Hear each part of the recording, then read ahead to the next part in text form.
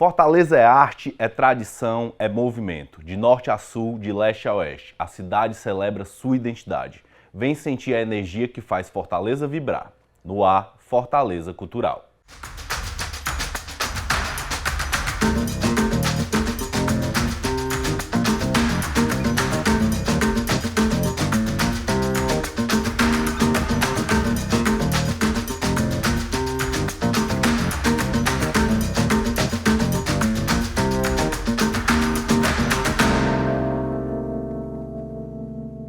Nas ruas, nos muros, nos pontos de ônibus e nas esquinas da cidade, as palavras ganham vida e convidam a gente a sentir, refletir e sonhar.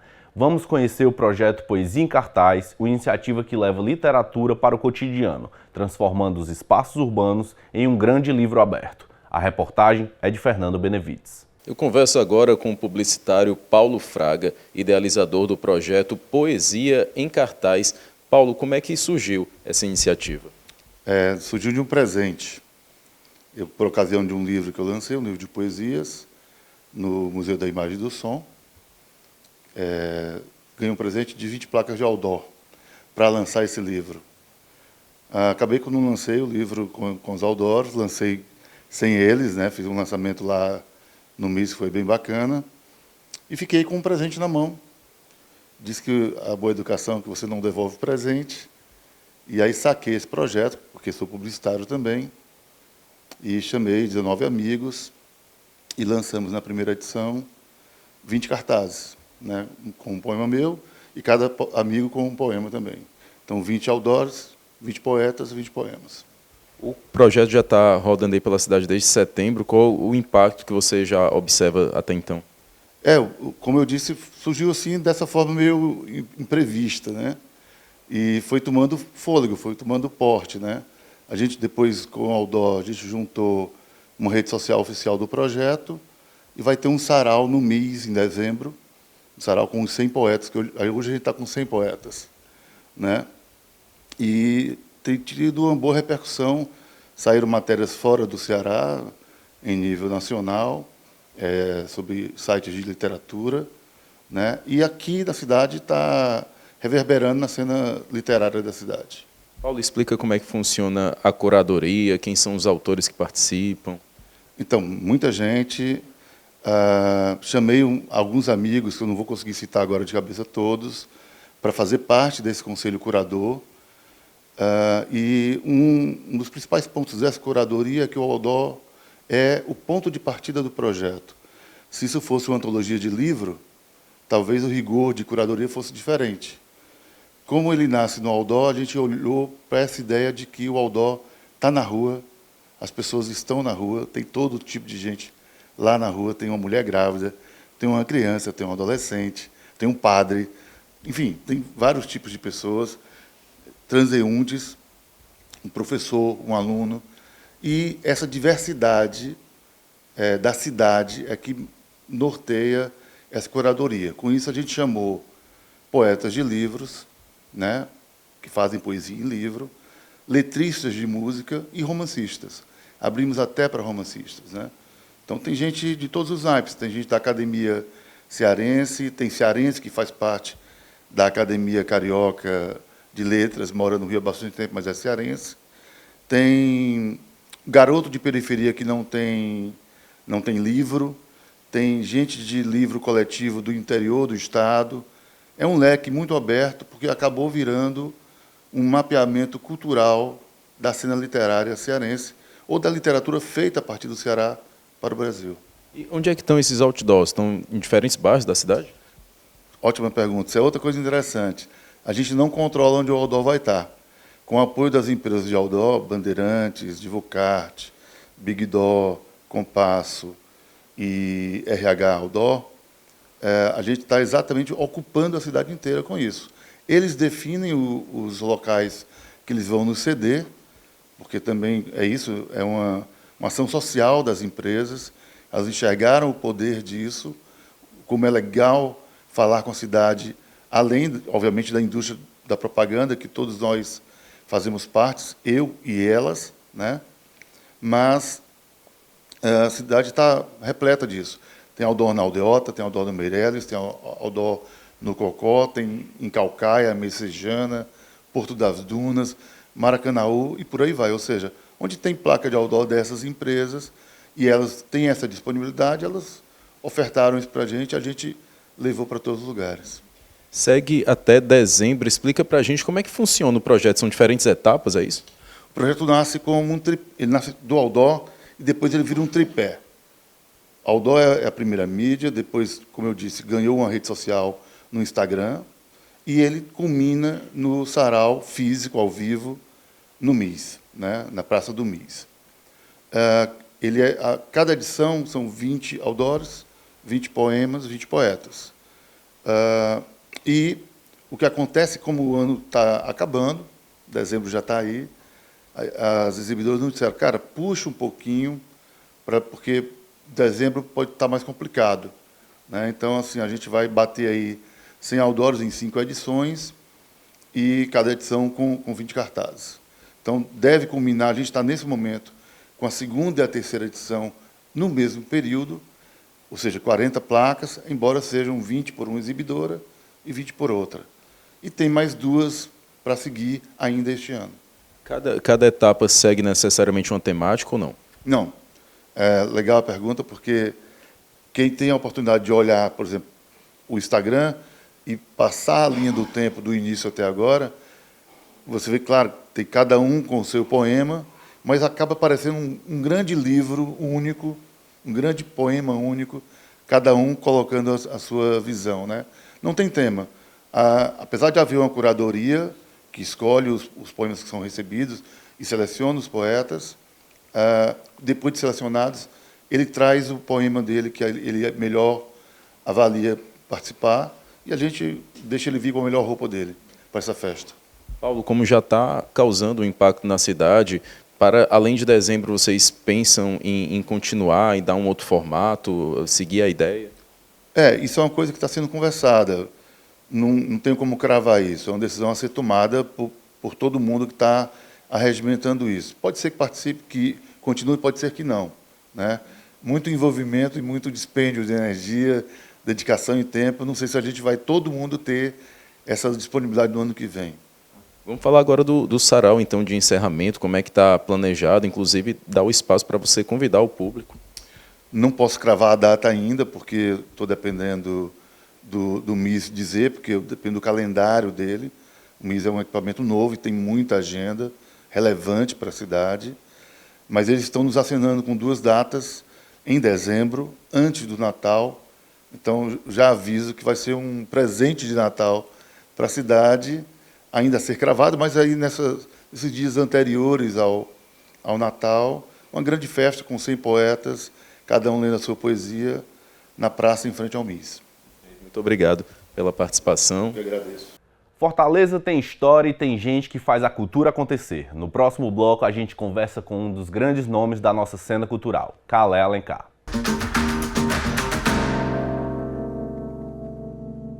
Estamos de volta. O repórter Fernando Benevides conversou com um músico, ator, compositor e um verdadeiro contador de histórias, Calé Alencar. Ele fala sobre sua trajetória, os novos projetos e o amor por Fortaleza. Acompanhe. 5 décadas de música, memória e movimento. Calé Alencar celebra uma trajetória que atravessa gerações, ritmos e territórios.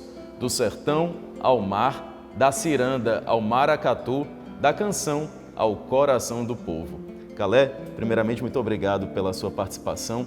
Quando você olha para aquele artista jovem do começo, no final, né, dos festivais do final dos anos 70, o quanto que você enxerga do artista que se tornou hoje?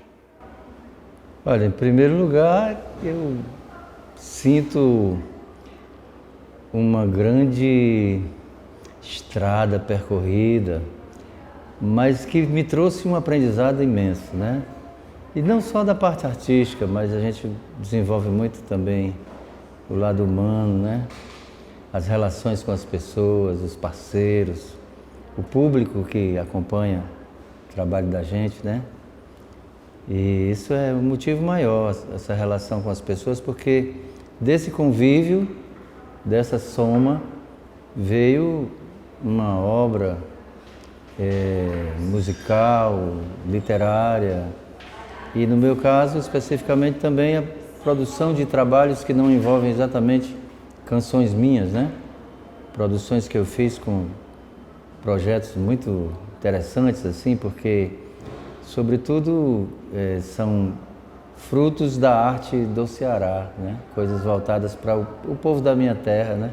Do Ceará, terra da luz.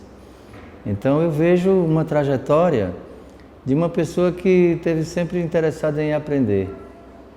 Então eu tive sempre essa conduta na minha vida, né? De aprender sempre com as gerações mais antigas que a minha e com os novos também. Então isso foi assim uma estratégia, né, que eu sempre defendi para a minha trajetória. Fala pra gente sobre o Ocupação 50, como é que você pensou o projeto e como é que tem sido a receptividade do público?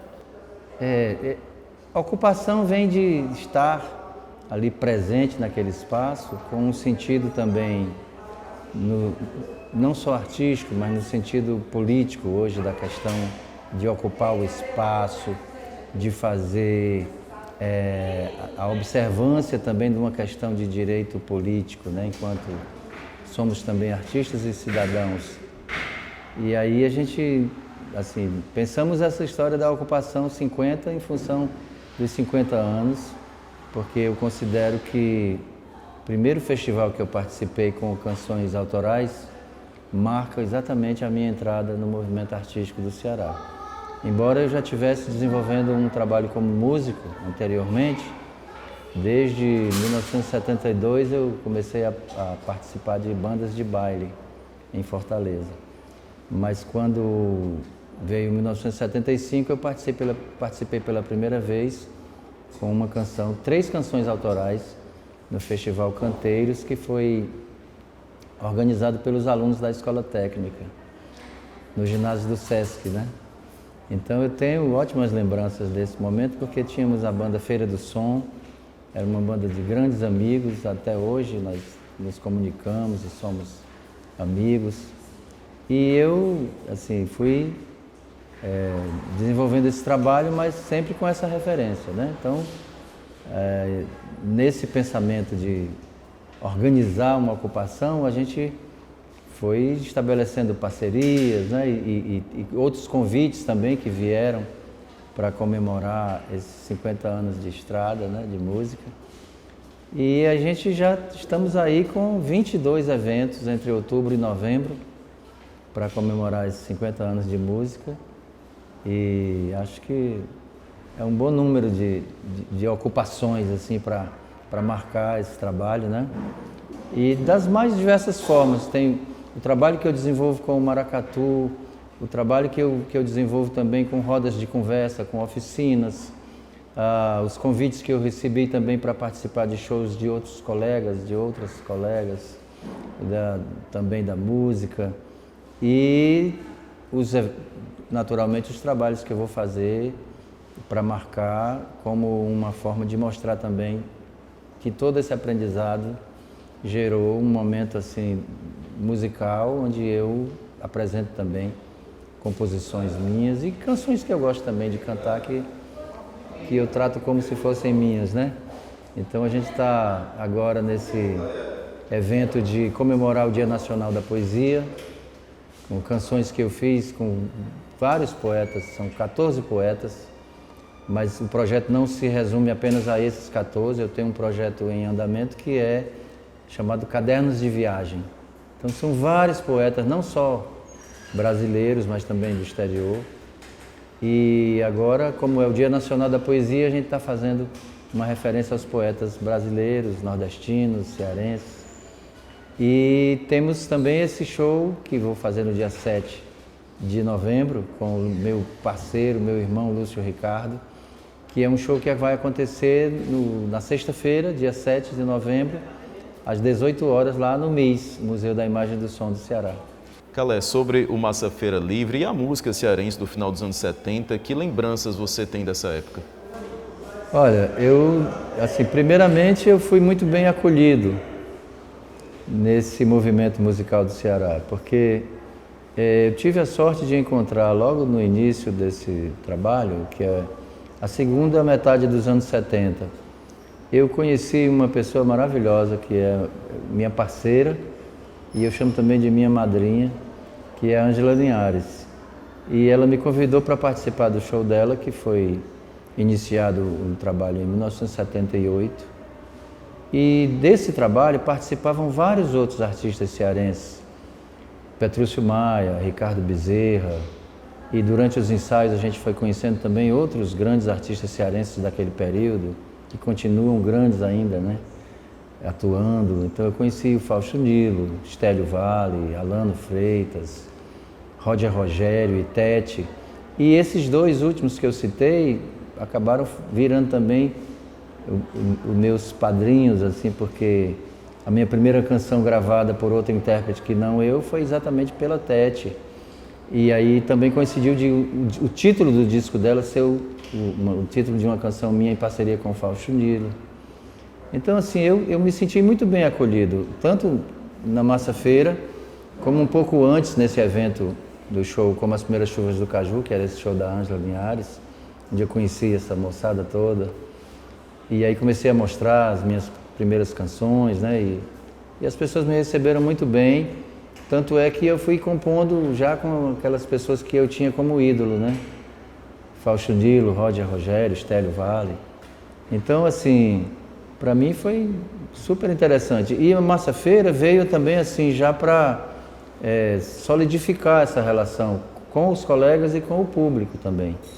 Porque foi lá que eu mostrei essas duas canções que foram gravadas pela Tete. Foi um evento que aconteceu em 4 dias no Teatro José de Alencar, né?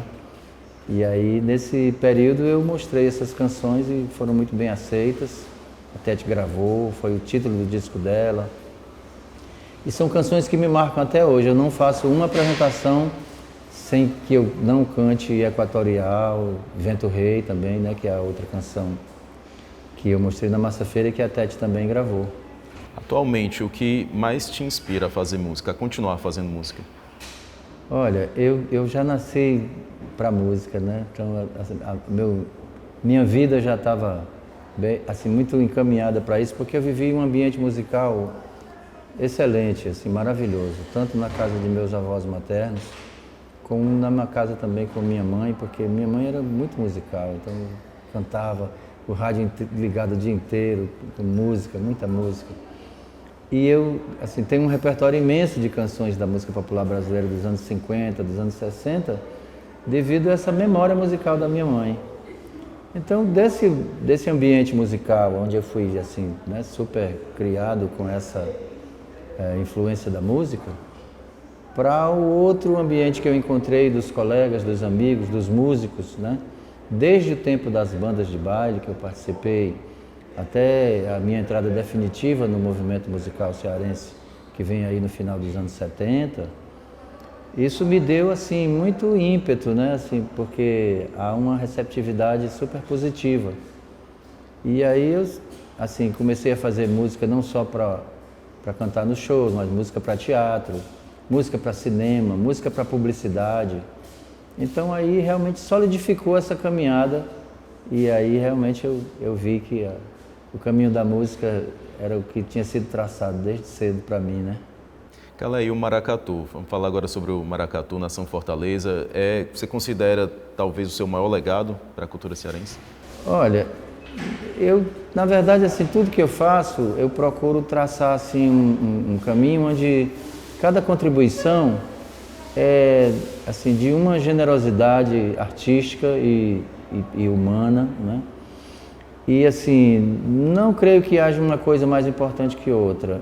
Cada coisa que eu tenho realizado é com uma vontade imensa de que aquilo traga alguma informação para alguém, alguma novidade sobre aquele trabalho onde a gente está se debruçando. Assim foi, por exemplo, no projeto que eu trouxe a obra de Lauro Maia, um magnífico compositor cearense, brasileiro, e da maior importância. Ele é responsável até pela influência na criação do baião, que é um tipo de gênero musical trabalhado, né, por 2 nordestinos o Luiz Gonzaga e Humberto Teixeira, que era cunhado do Lauro Maia. Então, assim, acho que cada contribuição dessa procura trazer a importância tanto do artista como do grupo, né, ao qual eu me dedico em cada trabalho. Então, acho que assim, não tem uma coisa muito importante. Mas o maracatu é um capítulo especial, porque ele me tira da música, que é uma coisa assim, da diversidade que eu pratico no ambiente musical, para me levar para um tema que me aproximou muito na minha infância do que eu via no Cariri, que é onde eu vivi minha primeira infância. Os grupos de arte popular, os grupos da arte tradicional popular, né? A arte de rua. Então o maracatu me trouxe, em Fortaleza, me trouxe essa lembrança da minha infância no Cariri, né? Sobretudo em Juazeiro do Norte. E aí eu vi que havia também esse tipo de manifestação em Fortaleza e fiquei fascinado. Em 1994 eu comecei a frequentar o desfile de carnavais já pelo lado de dentro, né? Já desfilando, já fazendo um trabalho de registro dos maracatus naquele ano. E em 1995, agora a gente tem 30 anos disso, né? Então eu estou com 31 anos de presença definitiva e ininterrupta, né, no Carnaval de Rua de Fortaleza. Sendo que a primeira vez que eu brinquei foi no Maracatu Nação Baobá, e em 1995. De lá para cá não parei mais. Então foi um convite que eu recebi assim, com o maior carinho do mestre Descartes Gadelha, e fui cantar a Lua composta por ele em 95. E em 96 eu comecei também como autor de Loa, né? Cantei já no Maracatu Vozes da África com uma Loa que eu tinha composto. E de lá para cá eu tenho feito loas para vários maracatus, fiz sambas também para blocos, escolas de samba. Então essa presença no carnaval ela não se dá só no maracatu. Porém, como o maracatu exerceu esse fascínio dessa lembrança da infância e de certo modo também das minhas raízes assim, mais antigas, né, da minha ancestralidade relacionada com a família do meu pai, e então eu fui também um caminho assim de descobrir mais informações a respeito de toda a ancestralidade ligada à minha família paterna, né? E o maracatu então é essa missão, né? Esse exercício diário de estar sempre participando de algum modo, né? Então eu tenho hoje o Maracatu Nação Fortaleza, que foi criado por vários amigos, amigas, parceiros, por uma ideia de criar um grupo, já que eu estava brincando já há 10 anos no Carnaval de Fortaleza, então a gente contribuiu dessa forma também. E o maracatu a gente tem como uma caminhada assim é uma missão, né? Trazer e ocupar esse espaço, né? Essa coisa da ocupação, ela passa também por esse momento de ocupar o espaço do carnaval para colocar ali a importância da dignidade, da presença, da ancestralidade, da herança, da importância de coisas assim genuínas do carnaval cearense, que às vezes não são tão conhecidas, mas que a gente tem como um legado de pessoas que viveram aqui e que deixaram para nós uma herança cultural riquíssima, né? Tanto em termos de musicalidade, de instrumentos, do próprio brinquedo maracatu, né? Que vem de origens de coroações de rainhas e reis do Congo remotas, né? Na nossa história, de costumes e de arte popular tradicional. Então eu fico assim muito tocado com relação ao maracatu, porque foi uma escolha assim consciente de participar disso e trazer também um pouco da minha experiência para que o maracatu permaneça. Aproveitando esse gancho, como é que o senhor observa hoje a preservação da memória e da identidade aqui no Ceará? Olha, eu tenho a impressão que isso melhorou muito, porque você vê os maracatus são reconhecidos como patrimônio imaterial do município de Fortaleza, né? Nós temos ainda o reconhecimento como patrimônio nacional, né? E o reconhecimento como patrimônio estadual está caminhando já para uma definição positiva, né, desse reconhecimento. Então eu creio que hoje o olhar para essas manifestações, sobretudo com relação ao maracatu, se dá de uma outra forma, bem diferente de um tempo atrás, né? Nós já temos assim esse sentimento de pertença, né? Não há mais aquela desconfiança assim, se se esse maracatu cearense era uma coisa que tinha nascido aqui mesmo, né? Se ele não tinha sido importado de algum outro lugar. O que, na verdade, representa o maracatu aqui em Fortaleza é que nós temos uma cultura própria, né? E legítima, singular, né? Singela, uma cultura que está aí há mais de 150 anos registrada na literatura cearense, nos livros dos historiadores, né? Dos pesquisadores. E eu acho que o olhar hoje passa por um processo assim desse sentimento de pertença, sabe? Não é só uma questão assim eventual, né? Então é uma questão assim de respeitar realmente uma tradição, uma ancestralidade, uma força que vem de muito tempo e que a gente ajuda a fazer com que siga mais adiante. Caleb, próximos lançamentos, o que o público pode esperar?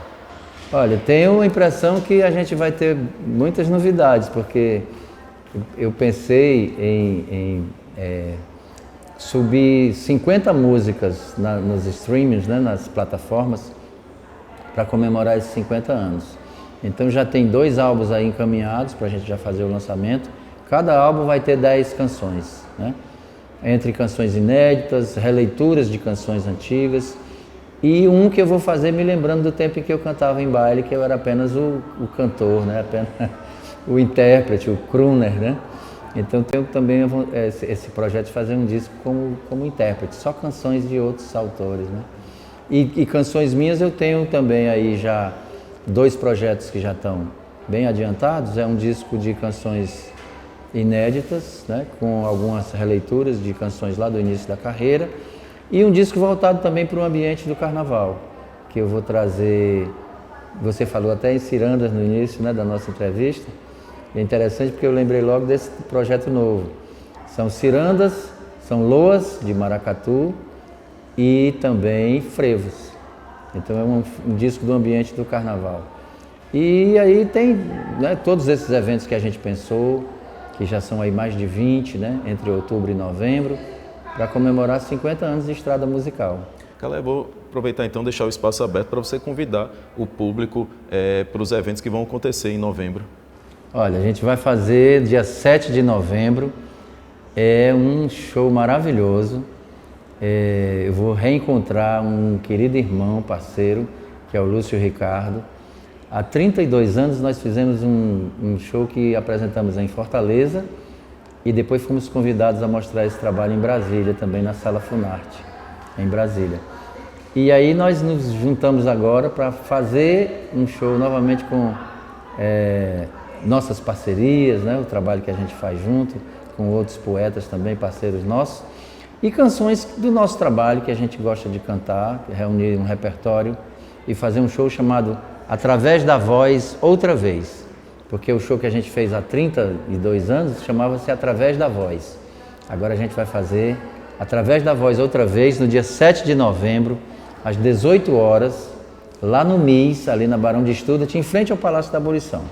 Logo em seguida, nós vamos fazer a filmagem desse show para a casa de Vovó Dedé, e esse show vai ficar disponível no YouTube, né? Vai depois também passar na TV Diário. A gente vai fazer no dia 14 um show no BNB Clube, também com um coletivo que eu participo com o maior prazer, com muita honra, que é o coletivo Futuro e Memória, onde eu estou mais uma vez ao lado do Roger Rogério, da Tete e de compositores de 5 gerações de artistas da música do Ceará. Vai ser no dia 14 às 21 horas lá no BNB Clube. Bem, convite feito, né? Imperdível. Caleb, muito obrigado pela sua participação. Quando vejo no quintal uma pequena saudade equatorial, vento e varal, vejo você, equatorial, vento e varal, eu e você. No próximo bloco vamos dar um giro no mundo da moda e nos atualizarmos com a agenda cultural deste fim de semana. Não saia daí!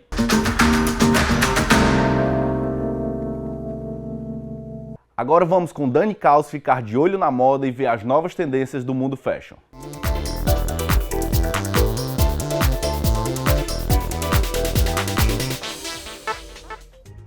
Olá pessoal! Listras é uma estampa atemporal que ressurge com força total nessa primavera-verão 2025. As listras estão longe de serem novidade no mundo da moda, mas a estampa clássica marinho com branca ressurge repaginada, tanto nas ruas como no street style, seja em versões verticais, horizontais, grossas, finas, neutras ou coloridas. As listras trazem uma elegância atemporal que atravessa estações, conquistando diversos estilos. Dica de ouro: listras verticais alongam a silhueta. Listras horizontais dão amplitude ao corpo. Para looks elegantes, invista em blazers, colete, conjuntos, tecidos nobres como couro, seda, cetim, linho. Aposte em sandálias de salto alto fino, escarpim, botas. Para looks casuais, invista em um bom jeans, em bermudas de alfaiataria, em saias fluidas, em tecidos como algodão e malha. Aposte em combinações com tênis, papete, rasteira, sapatilha. Espero que vocês tenham gostado. Muito obrigada pela audiência e até a próxima. Tem show, teatro, dança, cinema e muita diversão espalhada pela cidade. E o melhor, tudo gratuito e para toda a família. Fica de olho na nossa agenda e não perde essa onda de cultura.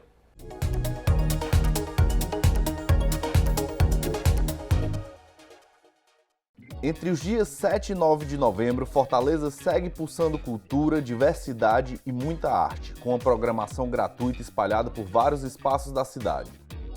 Na sexta-feira, o destaque vai para o projeto Negras Fortaleza, que promove uma oficina de capoeira e afoxé na Vila das Artes. Uma celebração dos movimentos das raízes afro-brasileiras e da expressão corporal.